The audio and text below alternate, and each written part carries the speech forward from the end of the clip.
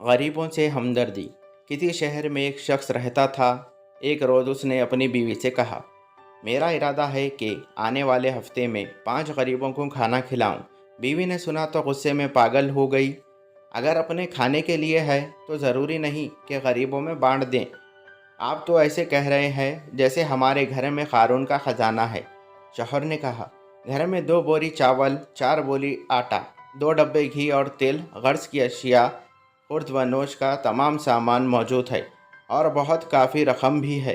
अगर इससे कुछ रकम खर्च कर दी जाए तो क्या हर्ज है। हमारे पास ज़रूरत से ज़्यादा सामान है।